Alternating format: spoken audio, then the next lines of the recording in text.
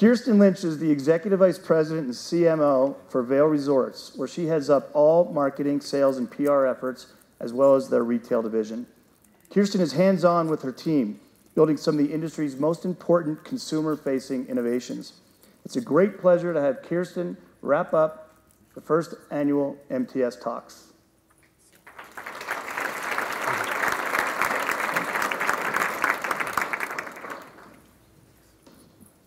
Culture is everything.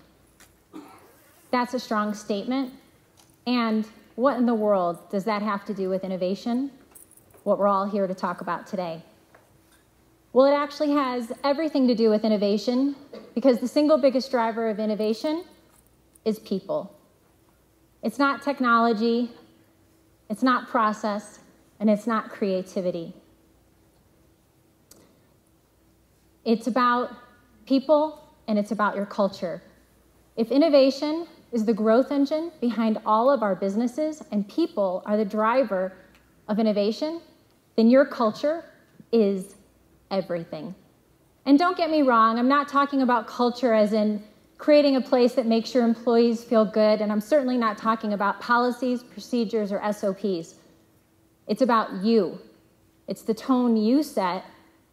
It's the behaviors that you reward and recognize. Culture is not some thing that you happen to be a part of.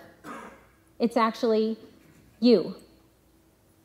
Sometimes when I meet people and they learn that I'm the Chief Marketing Officer of Vail Resorts, they say, wow, what a cool job. I bet you get to do some really exciting marketing. And the answer is no, I don't. My team does that. And my job is to enable it.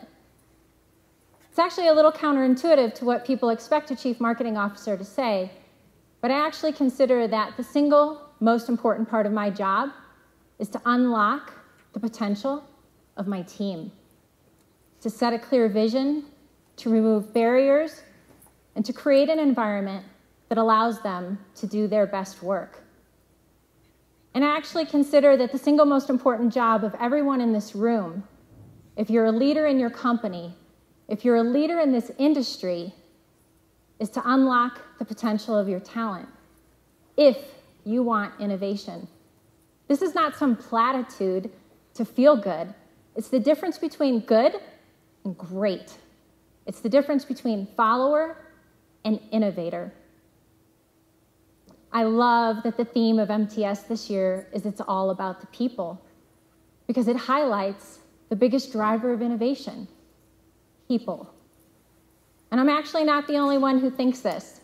In 2009, a study was done looking at 800 different companies in 17 different countries, trying to determine the biggest predictor of innovation. And lots of things impacted innovation at these companies: labor, capital investment, government regulation. But actually what they found was the single biggest predictor of whether or not a company would innovate was their internal culture. It's culture, it's values, norms, unconscious messages, subtle behaviors between managers and employees that actually can limit performance. So if we all agree that culture is everything because culture is the biggest driver of innovation, then what type of culture do we need? Two critical things: leadership and courage. So let's talk about leadership first. We often talk about innovation like it's this thing we do when we need new ideas and we lock ourselves in a room and we ideate and brainstorm, when it's just simply leadership. Where should my business be in the future? Where could my business be in the future? What's the groundwork I need to lay to get there? It's forward thinking. It's understanding my guest inside and out. It's looking at the world around me. It's understanding my business and the opportunities for growth. The quickest way to kill curiosity in an organization is to be inwardly focused. And the quickest way to derail a team charged with innovation is to not paint a clear picture of where the business should be in the future. When Henry Ford created Ford Motor Company, he had a very clear vision to democratize automobiles. And his employees and his engineers didn't spend time trying to figure out how to make cars fancier or add bells and whistles. They streamlined the manufacturing process, they reduced their costs, and they made cars affordable. And they succeeded. They had focus. They had a clear picture of where that business could be in the future. They had leadership. The second critical element of a culture of innovation is courage. And in my mind, this is the most important one. I see so many people who are afraid to say what they think. They're afraid to be wrong. They're afraid to look dumb. They're afraid they may not look like a team player. They're afraid to challenge the boss. And the ramifications of not being courageous are significant. When I was a junior marketer at a Fortune 500 company, I worked on a multi-million-dollar new product launch, and I sat in months and months of meetings with senior executives talking about the new product and the launch plans and the millions of dollars we were going to spend, and I honestly didn't get it. No, I mean literally, I did not get it. I would sit in those meetings and think, wow, everyone must see something that I don't, because I don't see how this product is going to succeed. But the sad part is, I didn't say a word. I didn't share my concerns. I didn't express my doubts. Why?